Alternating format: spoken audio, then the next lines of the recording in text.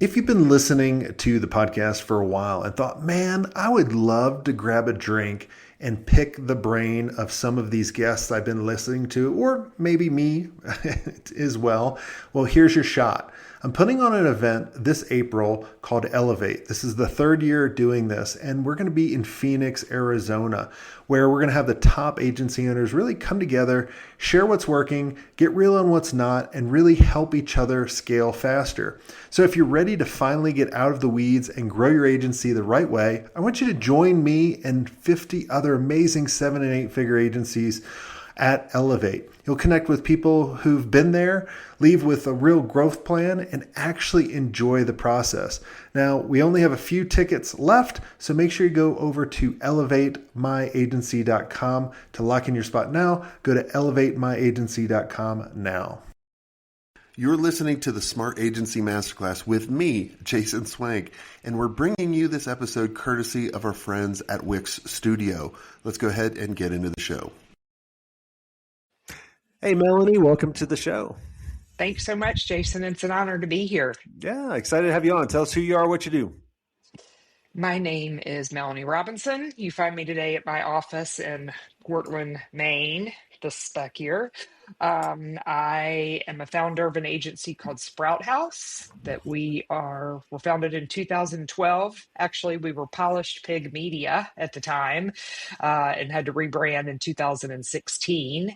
But I'm an agency owner with a team of almost 30 people with a earned, owned, and paid integrated communications agency that really is centered around all things hospitality and hospitality adjacent. Cool. Real estate, lifestyle, restaurants, CPG brands, and then beverage. Man, I bet you guys loved COVID then. COVID was great. There's nothing like 70% of your revenue walking out the door overnight. Yes, that gives you a wake-up call. Exactly. Well, Yeah. we'll get to that. But how did you guys get started, starting your agency?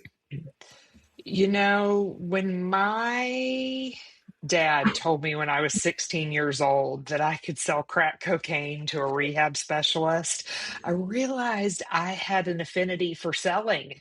But I kind of parked that. I got a degree in biomedical photography from Rochester Institute of Technology because I've always had this juxtaposition of art and science. And I love the creative brainstorming, ideating, and then I love the strategic thinking of a scientist. And so I got an undergraduate degree in biomedical photography. I went on to work in that in Chicago. And at one point, my friend Catherine Gurley said to me, Melany, you should be in PR. I'm like, what the hell is PR? I don't even know. And I informational interviewed with a good human and an amazing agency founder, Mary Wagstaff, and I marched over to her business at the time and said, "Hi, I'm here to learn about PR." And the rest is history. I went to work for Mary, worked with Mary for almost 8 years, and then in 2012 went out on my own and formed Polished Pig, which is now Sprout House. Yeah. What made you do it on your own? A non-compete. And the reality is I had a lot of colleagues in California where non-competes really weren't worth the paper that they're on. And I was in Virginia and they were highly enforceable. And it just was not something at my age and stage of career that I wanted to be limited by. No. I'm a lifelong entrepreneur. I'm from multi-generational entrepreneurs, my grandparents, my parents. So I think I knew starting a business was in my DNA. And really, I think what it did is that it pushed me out of the nest. It was like, okay, Melany, you don't have a plan. You don't know what you're doing, but let's just do it. And that's what happened. That's awesome. And yeah, why a couple of years gone by and why did you guys rebrand?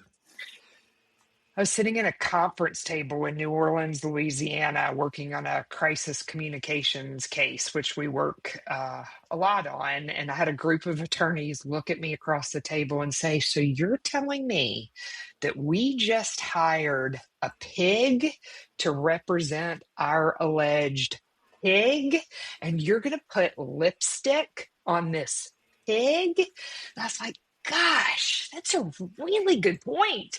Maybe I didn't think this through. So that was the moment that really flipped the switch. But I also realized that big city clients were not taking the pig seriously. It was Southern and cute. Southern, which I am for sure. No. And I I mean, you're realized not that my originally business, from Maine? I couldn't tell. no, no, you can't. No, I'm a proud Southerner, but now happily a Mainer. And so I realized, this name, which was very personal to me, was something that I was going to outgrow. And so we went through the painful process of renaming, rebranding without losing our brand equity. And now people don't even know what Polish Pig is. So I'm Yeah. really glad of that. Well, it's funny how certain names. I remember there was uh, a restaurant I used to go to, Quiznos Subs, and Sure. their mascot was a rat. And then I started thinking about, it, I'm Hmm. like, oh my god, like a restaurant, a Terrible. food place with a rat, or you think about Chuck E. Right. Cheese with a mouse. Not what you want to think about. No, No, no, but but no. yeah. But then I go back and I think of the type of quality food. I'm like, yeah, that totally makes sense. Right. It aligns. It's on brand, as they That's say. it's exactly that's why they haven't changed it. So, but cool. Um, Yeah. let's talk about, you've been doing it for a while now. What's been the biggest surprise that's happened to the agency that caught you maybe not off guard, or I mean, it could be off guard, or it could be, like, man, I had no idea this would actually happen. I mean, I think the biggest thing, I mean, it's obvious, but it's COVID. I mean, the reality is when you open a business without a strategy and you're fortunate enough to really be generating a profit month over month, every single month for the tenure of your business, and then you wake up one day and that all goes away. Um, that I really took business for granted. I thought if you operate with integrity and you work hard and you exceed client expectations, it's only going to build and grow. What COVID taught me is you can't ever take that for granted. It's never a given. Yeah. And I think some of the most important lessons I learned, I mean, COVID was a great thing for me. I mean, it taught me you can't afford to keep C players on the team like that you can't carry cost that are just nice. Let's You let's talk about the C players. Yeah, okay, let's talk I'm about glad them. I'm glad you brought that up. Obviously, not their names, but Of course. yeah, Joe Blow, you were a C player. Congrats.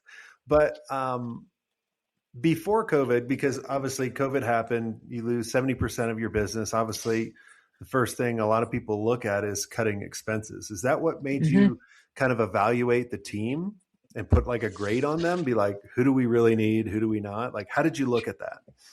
Well, I mean, how we handled COVID is differently from the lesson I learned about C players coming out of COVID. I mean, how we handled COVID was first off, we told all of our clients we are negating all contracts. If you need out, you have out. Because I actually have a sign right back there. It says, business goes and business stays. We're treated well. And that's something that my grandfather said in building a successful insurance business in Winston-Salem, North Carolina. And so I thought about that mantra, and that's why my parents gave me a plaque that I keep on my desk. That if I treated all of these struggling F&B outlets and hotels with kindness and let them out of their agreements without any issue, they would come back. And then I realized I had a 70% drop in revenue overnight. I was like, okay, well, we've got to get cost commensurate with revenue, as you do as an agency owner. And I took it to the team. It was a team decision and it was a team discussion. Do we want to lay people off? Do we all want to reduce our compensation? What do we want to do? And we made that decision together. And we basically all, we started off with a 30% reduction, then a 40% reduction. And basically what we did as a group, we reduced our compensation to make it work. People left, they found jobs. It all kind of worked out in the end.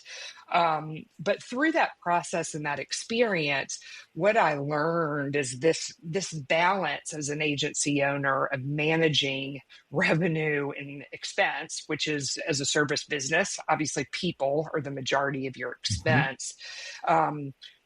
It's just a constant juggle. And who you want to keep are the people that really want to be there.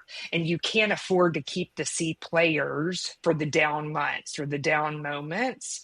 You can't afford it. And we just finished our State of the Union. We call it the State of the House. We actually had it this past Monday, and our theme this year was Boys in the Boat, the movie, the book, and Mhm. everyone watched Boys in the Boat and submitted who they identified with on the boat, what character and why, and what does it take to be a successful team, to move a boat, to win a race, to be an Olympic champion when you had no rowing experience. And as a collegiate rower, this was, I identified with this movie immensely. But what that movie and our discussion was around on Monday was how to be in sync and be a team that rows together and wins. You've got to all have the same selfless desire to do whatever it takes for your team. C players don't do that. They They're they out for don't. themselves. They're out for themselves. They don't realize that their seat in the boat is one of 8 or 9 with a Cox, and that they're worried about their seat and their job, not everybody else's. And the older I get, the more I realize those people are hard to come by. But they're worth testing the waters with different people to find the people that are supposed to be in your boat.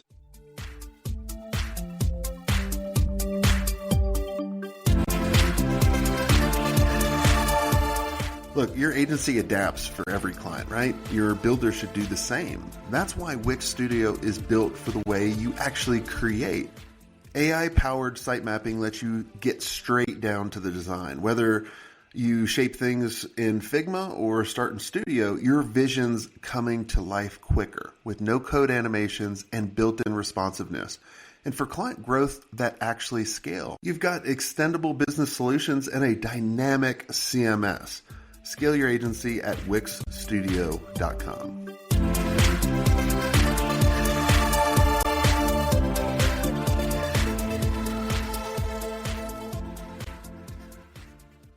Yeah. Yeah. It's in the very beginning and for many years when you're hiring people, you're like, oh my God, like someone actually wants to work for us. Like, and you're like hiring Me, they anybody. want to work. Anybody. You're like, me? They want to work with me? Yeah. Yeah. And then, and then when you start getting burned left and right, you start identifying some patterns.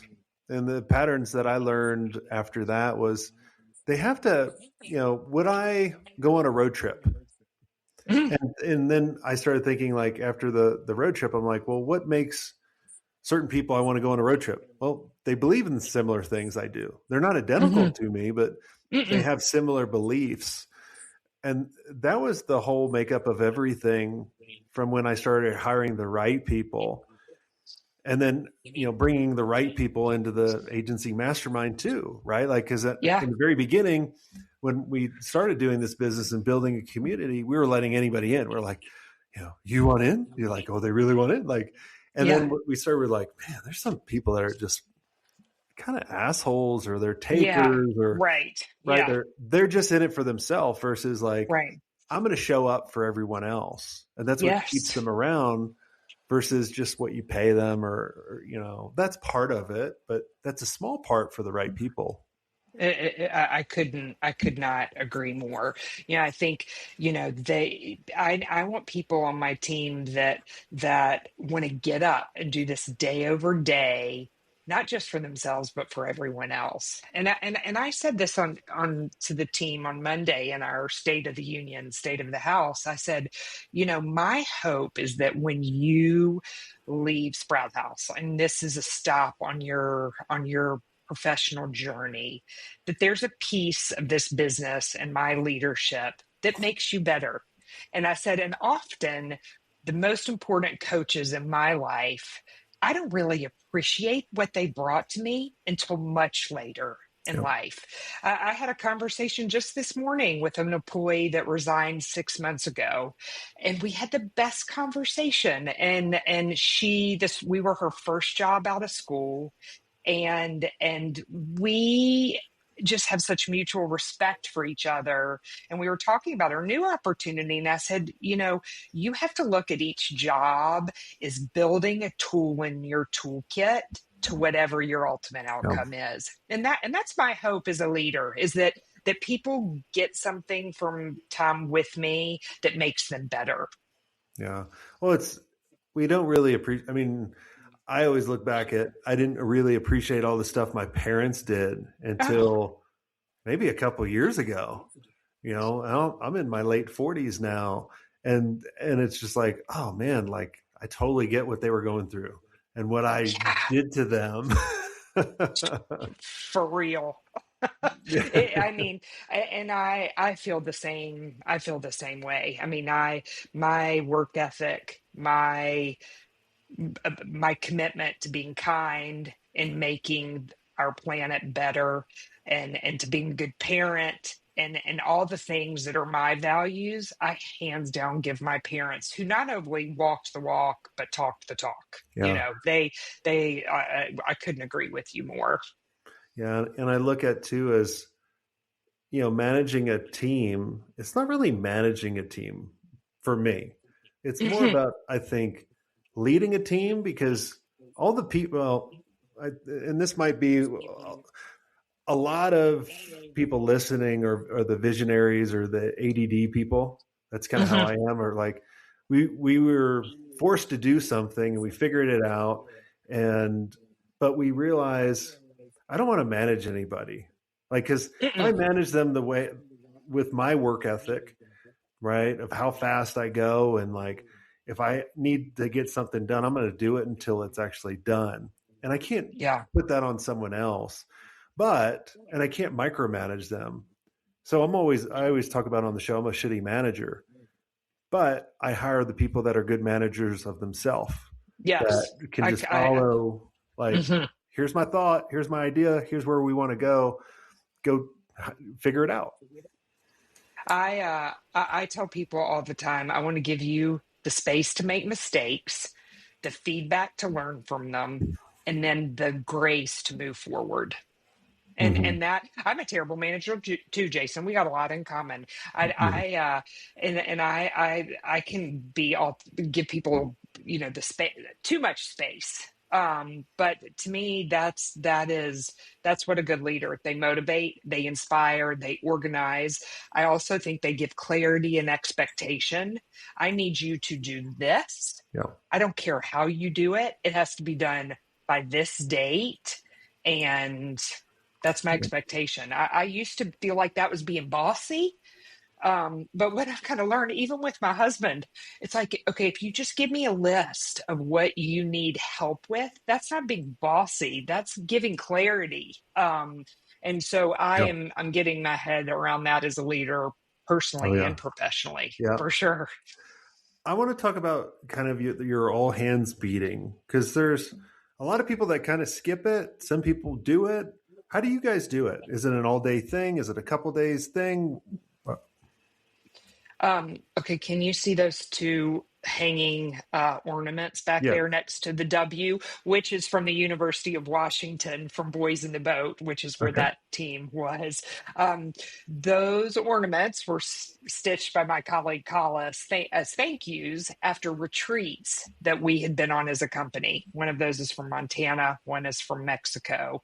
And I point that out because a huge part of this culture since the very beginning is taking time away from the business, someplace it's inspiring, beautiful, um, often really nice, so that we can be together. Because I think when you run an agency, especially like ours, it's almost 30 people all over.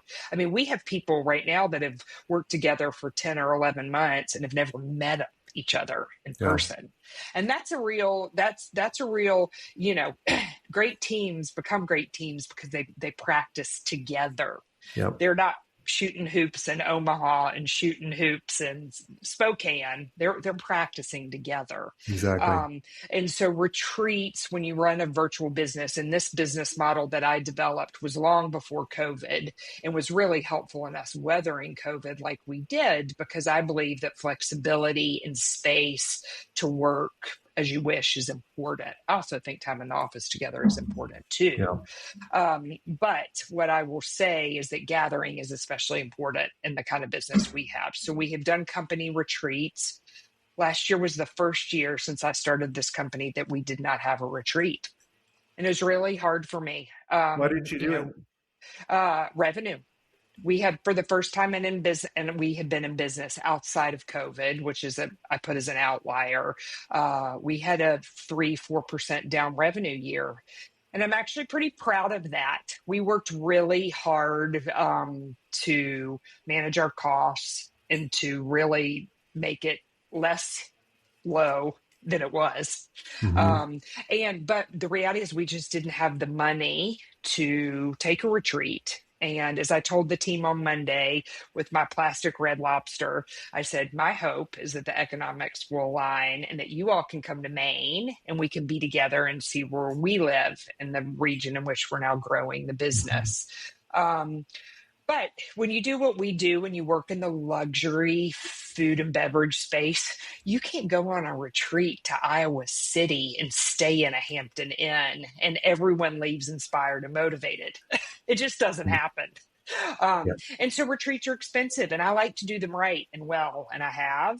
So fingers crossed for this year. I absolutely believe, as I wear around my neck, that it'll happen. But that gathering together is important in person. But top of the year, every year, I gather everyone together really, to talk about my word of the year, which 2 years ago was believe, and talk about our goals, our wildly important goal that we've set for the year and the metrics behind that. I kind of recount their thoughts and my thoughts on 2025 and kind of set the tone for moving ahead. Yeah. And that's how we do that. Yeah, we do our retreat for our members, and it's really game changing. So we used to have it at my house in Colorado, and Hmm. everybody would come out, but they couldn't all stay at the house, and so we'd kind of like bus them in and all that kind of stuff. And finally, we started doing it at like a big ranch we would rent out, Cool. and it was always fun because the conversations that happen on the side, right? Like you have planned stuff that you talk about, you mastermind, right? Like maybe you have a speaker come in and that kind of stuff, but you don't want to fill it up with all that Hmm. because the connection that you have with people riding a horse or fly fishing or whatever it is outdoors, or like whatever we believe, like obviously I live in Colorado, I'm in the mountains, I want to share that with everybody. Like this Yeah. year, in the fall, we're going to British Columbia, Oh, and like cool. they have like archery and fly fishing and horseback riding and all this really fun stuff to allow people to connect, to go over their goals for the upcoming year and kind of reflect on what's happened for this year and kind of get everybody in alignment. It's game changing when you do that. And Jason, this is another thing we're aligned on. Our retreats are nothing but fun. I believe the return on a retreat investment is not strategic talking and thinking and planning.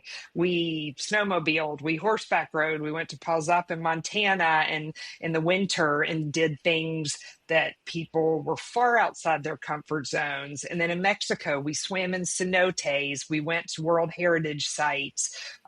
We did nothing. We played mahjong by the pool. Because I'm with you. The magic happens when people get to know each other on a real level of fun, Yeah. for Yeah. sure. Yeah, exactly. Well, cool. Well, this has been a lot of fun, Melanie. Is there anything I didn't ask you that you think would benefit the listeners listening in? I'm going to tell you about a book that I just read.